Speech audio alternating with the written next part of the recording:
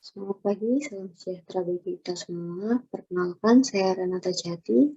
Pada kesempatan kali ini, saya akan mempresentasikan laporan penelitian tesis saya yang berjudul Praktik Pengarustamaan Gender dalam Program Pahlawan Ekonomi Kota Surabaya di masa pandemi COVID-19.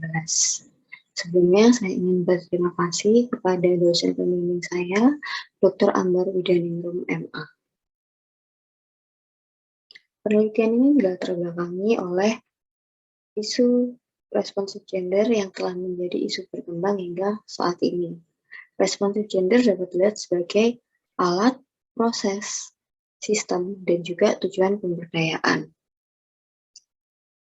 Untuk lebih lanjut, penelitian ini juga dilatar belakangi karena pada tahun 2020 secara global berbagai negara di dunia mengalami pandemi global yaitu COVID-19, termasuk juga di Indonesia. Untuk penanganan COVID-19, pemerintah melakukan berbagai tindakan. Hal ini dikarenakan dampak dari COVID-19 yang menyebar ke berbagai dimensi seperti kesehatan, ekonomi, sosial, dan juga politik. Salah satunya adalah untuk menanggulangi dampak ekonomi, pemerintah melakukan upaya perbaikan ekonomi melalui peningkatan kinerja UMKM. Tetapi terdapat berbagai tantangan khususnya untuk pelaku usaha UMKM perempuan. Tantangan tersebut adalah kerentanan pada bisnis baru dan kecil, beban ganda, peningkatan pekerjaan yang tidak berbayar, dan kurangnya investasi eksternal. Salah satu kota di Indonesia yang melakukan upaya untuk meningkatkan potensi pelaku usaha UMKM perempuan adalah pemerintah Kota Surabaya melalui program pahlawan ekonomi yang dibarengi dengan pelaksanaan Peraturan Daerah Kota Surabaya Nomor 4 Tahun 2019 tentang pengarustamaan gender. Sebagai pendahuluan, program pahlawan ekonomi Surabaya telah berdiri sejak tahun 2010 dengan sasaran tujuan pemberdayaan adalah perempuan atau ibu rumah tangga kelompok ekonomi miskin, dengan tujuan pemberdayaan yaitu memberantas kemiskinan dengan cara membangun kerjasama pembinaan dan pemasaran produk-produk hasil UMKM. Tetapi di sini peneliti menemukan berbagai permasalahan, yaitu yang pertama, perempuan masih ditempatkan sebagai mesin ekonomi kedua dalam keluarga, adanya tantangan kesehatan dan finansial, akses sumber daya keuangan, dan juga adanya resiko beban ganda, khususnya yang terjadi pada saat pandemi COVID-19. Kemudian, dari hal itu, peneliti menyimpulkan sebuah pertanyaan penelitian, yaitu bagaimana kinerja program pahlawan ekonomi dalam memberdayakan para pelaku usaha perempuan di masa pandemi COVID-19. Tujuan dari penelitian ini adalah menilai kinerja program pahlawan ekonomi dengan metode evaluasi sebelum dan pada saat pandemi. Kemudian, manfaat yang ingin dilakukan adalah sebagai dasar perencanaan program peningkatan perekonomian melalui UMKM yang berbasis pemberdayaan perempuan, instrumen dalam melaksanakan program yang responsif gender, dan juga secara metodologis dan teoritis, penelitian ini akan memperkaya model penelitian yang berperspektif gender. Dari penelitian terdahulu, peneliti menyimpulkan beberapa hal, yaitu pengarustamaan gender masih kurang berkembang sebagai sebuah konsep. Kesetaraan gender dapat dilihat dalam bentuk kesamaan, perbedaan, dan transformasi. Dengan pendekatan strategis untuk pengarustamaan gender adalah dari sisi kebijakan, dampak, dan advokasi, dengan dimensi-dimensi pemberdayaan perempuan, yaitu regulasi, edukasi, dan pelatihan, akses keuangan, akses pasar, peran perempuan, peningkatan pemberdayaan perempuan, keterlibatan suami dalam bisnis wanita, dan kepemimpinan. Hal penting dalam evaluasi untuk mendukung kesetaraan gender adalah adanya dialog pemangku kepentingan, identifikasi peran, implementasi, dan juga transformasi. Kerangka teori yang digunakan adalah pengarustamaan gender adalah proses untuk mempromosikan kesetaraan gender dengan gagasan persamaan, perbedaan, dan transformasi gender. Kesetaraan gender dapat dilihat dari kesetaraan akses dan kontrol terhadap sumber daya, serta kesetaraan dalam partisipasi dan manfaat dari pengarustamaan gender. Melalui metode kerangka analisis Moser dapat diidentifikasi beberapa hal, yaitu identifikasi peran gender, kebutuhan gender, kontrol intervensi, penyetaraan 3 peran gender, dan pelibatan organisasi perempuan dan gender.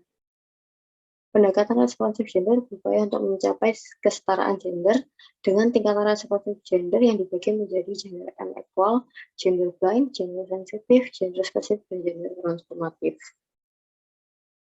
Berikut adalah kerangka pemikiran yang digunakan peneliti dalam pengembangan penelitian ini, yaitu membandingkan antara dampak dan intervensi sebelum masa pandemi dan juga pada saat pandemi COVID-19 dengan indikator yaitu akses, kontrol, partisipasi, dan manfaat. Dampak dapat dibagi menjadi identifikasi peran, identifikasi kebutuhan, dan identifikasi kontrol dengan intervensi-intervensi yaitu penyeimbangan 3 peran gender, rencana intervensi, dan pelibatan aktor lain. Metode penelitian yang digunakan adalah jenis penelitian evaluasi kuasi eksperimental dengan lokasi penelitian di Kota Surabaya. Jenis datanya adalah primer berupa kuesioner, wawancara, dan observasi. Sekunder dengan metode dengan jenis data dokumentasi. Kemudian untuk teknik pengumpulan datanya adalah untuk kuesioner melalui pertanyaan tertutup dengan purposive sampling, untuk wawancara dilakukan dengan cara purposive sampling, dan juga observasi. Aspek yang diteliti untuk identifikasi peran, kebutuhan, serta kontrol didapatkan dari sumber data peserta program pahlawan ekonomi dan pasangannya berjumlah 50 orang perempuan dan 50 orang laki-laki dalam bentuk pengumpulan data yaitu survei dan juga observasi. Sedangkan untuk identifikasi perencanaan 3 peran gender, tujuan program pahlawan ekonomi, dan juga pelibatan organisasi perempuan dilakukan dengan cara wawancara dan observasi dengan Dinas Koperasi Usaha Mikro, Dinas Perdagangan, dan juga Dinas Pengendalian Penduduk, Pemberdayaan Perempuan, dan Perlindungan Anak Kota Surabaya. Pengolahan dan analisa data dilakukan dengan cara mengelola dan mengatur data, membaca dan membuat memo, penjelasan dan klasifikasi kode, pengembangan interpretasi, dan penyajian dan visualisasi data hingga berbentuk sebuah laporan. Hasil dan pembahasan. Yang pertama, secara umum identifikasi pelaksanaan program pahlawan ekonomi dapat dilihat dari indikator pemberdayaan, yaitu indikator aset psikologis, informasi, material, finansial, dan manusia. Sebelum pandemi COVID-19, untuk aset psikologi tidak mengalami banyak perubahan. Peningkatan aset psikologi dilakukan melalui seminar motivasi yang bertujuan pada saat sebelum pandemi bertujuan untuk meningkatkan motivasi bisnis, dan pada saat pandemi yaitu untuk meningkatkan motivasi pengelolaan keuangan di masa pandemi. Sedangkan untuk aset informasi, bentuk kegiatannya adalah dengan memanfaatkan media sosial dengan tujuan menyebarkan informasi dan membentuk jejaring. Tetapi hal ini memiliki kekurangan yaitu inefektif untuk menjangkau sasaran dari program, yaitu perempuan dari kalangan ekonomi miskin. Kemudian untuk indikator aset pada sebelum pandemi COVID-19, adanya kegiatan-kegiatan yang berisi pemberian bantuan langsung dan informasi kredit murah yang dapat membantu pelaku usaha. Tapi hal ini mengalami kekurangan yaitu minimnya kegiatan serupa. Hal itu dapat dilihat dari pada saat pandemi COVID-19 tidak ada kegiatan-kegiatan yang dapat berguna untuk meningkatkan aset material dari peserta program pahlawan ekonomi. Kemudian untuk indikator finansial pada saat sebelum dan sesudah pandemi terdapat kegiatan yang dapat membantu untuk peningkatan aset finansial dari peserta yaitu literasi keuangan yang bertujuan untuk meningkatkan kemampuan mengatur keuangan bisnis dan rumah tangga. Tapi hal ini terdapat kekurangan yaitu masih inefektif untuk mengatasi masalah kemiskinan. Kemudian untuk meningkatkan aset manusia, adanya edukasi bisnis dan pada saat pandemi ditambahi dengan peningkatan edukasi teknologi. Hal ini bertujuan untuk meningkatkan kemampuan bisnis dan penggunaan teknologi dari peserta pahlawan ekonomi. Tetapi pelaksanaannya masih mengalami kekurangan, yaitu materi-materi yang disajikan masih bersifat netral gender. Kemudian untuk analisis pengaruh utamaan gender dengan metode Moser, yang pertama untuk identifikasi peran terdapat beberapa temuan penting, yaitu yang pertama kegiatan reproduktif masih didominasi oleh perempuan. Kegiatan komunitas juga hanya diikuti oleh perempuan dan juga terdapat kesetaraan pada peran produktif. Kemudian di masa pandemi terdapat temuan yang menarik, yaitu jumlah laki-laki yang dapat mengikuti program pahlawan ekonomi mengalami kenaikan. Hal ini dapat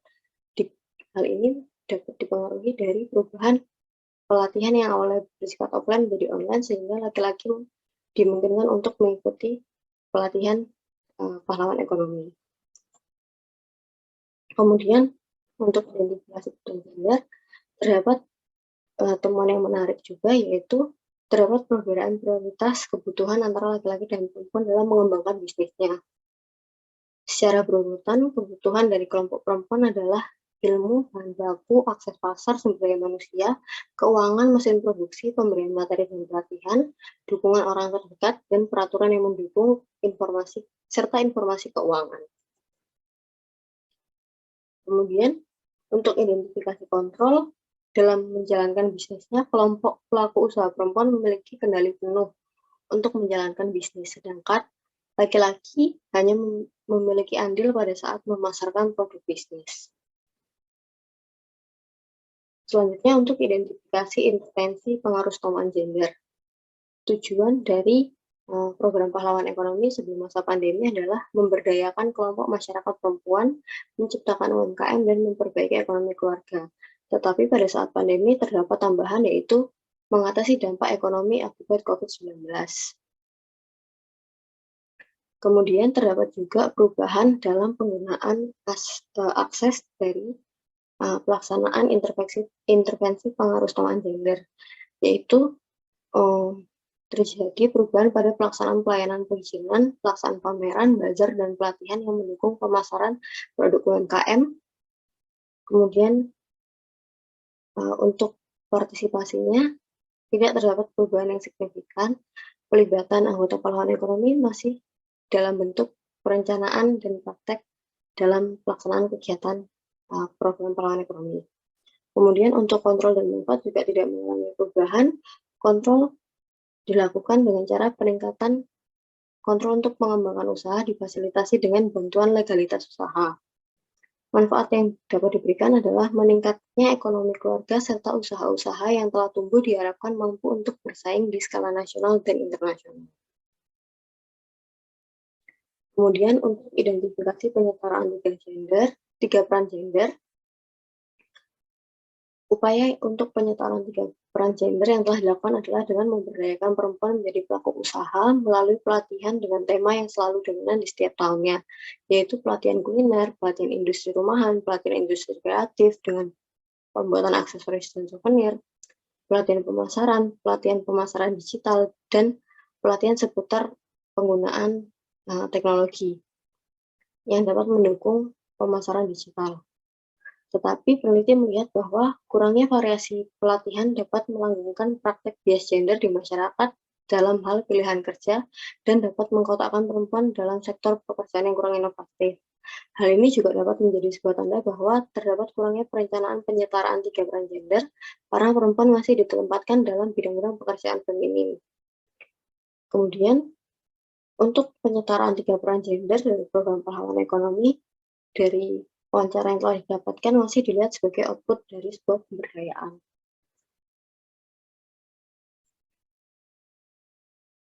Untuk identifikasi pelibatan organisasi perempuan dan organisasi sadar gender, terdapat beberapa perubahan antara sebelum pandemi dan pada saat pandemi.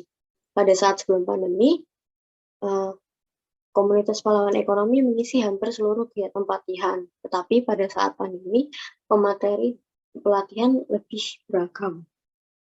Dan organisasi-organisasi yang terlibat pada sebelum pandemi adalah Facebook, OJK, pelaku UMKM, praktisi, dengan bantuan dari pemerintah yaitu Dinas Pemberdayaan Perempuan, Pengendalian Produk dan Perlindungan Anak, serta Dinas Koperasi dan Usaha Mikro.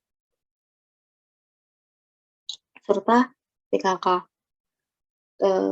Pada saat pandemi, terdapat perubahan penambahan yaitu adanya Dinas Pemberdayaan Perempuan, Pengendalian Penduduk dan Perlindungan Anak, serta Dinas Koperasi dan Usaha Mikro, PKK, dan juga terdapat kerjasama antara Dinas Koperasi dan Usaha Mikro bekerjasama dengan berbagai lembaga atau instansi lain yaitu wilayah kecamatan, kepolisian, dan juga Koramil untuk melaksanakan koordinasi terkait pemasaran produk-produk UMKM. Kesimpulannya dari penelitian ini adalah berdasarkan intervensi yang dilakukan oleh pemerintah Kota Surabaya dan juga NCIT sebagai pihak lain yang berperan dalam merencanakan dan melaksanakan program pahlawan ekonomi, diketahui bahwa pada masa pandemi terdapat beberapa perubahan. Perubahan yang terjadi meliputi penggunaan aset psikologi, informasi, organisasi, finansial, manusia. Tetapi peneliti melihat bahwa perubahan yang terjadi tersebut masih bersifat netral gender. Pada tujuan program pahlawan ekonomi disebutkan bahwa dengan melakukan pemberdayaan pada pelaku usaha perempuan diharapkan dapat meningkatkan perekonomian sehingga menciptakan kesetaraan gender. Berdasarkan hal tersebut dapat diketahui bahwa pelaksanaan pengurusutamaan gender dalam program pahlawan ekonomi masih diletakkan sebagai tujuan dari program. Dampak dari program pahlawan ekonomi terhadap anggota dan pasangannya meliputi kesempatan dan kemampuan yang sama dalam kegiatan produktif. Perempuan memiliki peran untuk melakukan kegiatan komunitas yang dirasa dapat bermanfaat bagi mereka yang tergabung dalam program pahlawan ekonomi. Tapi dikarenakan belum adanya upaya penyetaraan tiga peran gender, peningkatan potensi perempuan dalam bentuk produktif akan menjadi tidak maksimal dan dapat menghasilkan beban ganda bagi perempuan. Program pahlawan ekonomi dapat dirasakan manfaatnya bagi perempuan yang mengikuti program pahlawan ekonomi dan juga laki-laki yang menjadi pasangan dari perempuan yang menjadi anggota pahlawan ekonomi. Manfaat yang dirasakan didapatkan dari meningkatnya kemampuan untuk mengatur bisnis UMKM yang dimiliki oleh perempuan. Program pahlawan ekonomi juga memberikan bantuan akses, peningkatan partisipasi dan kontrol bagi perempuan yang mengikuti program pahlawan ekonomi.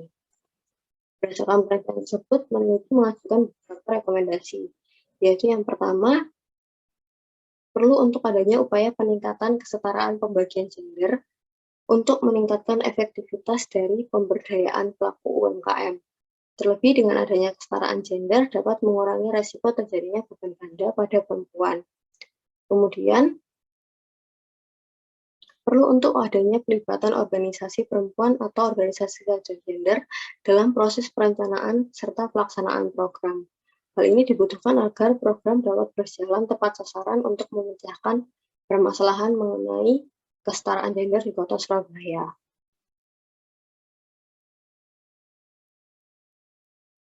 Sekian presentasi dari saya.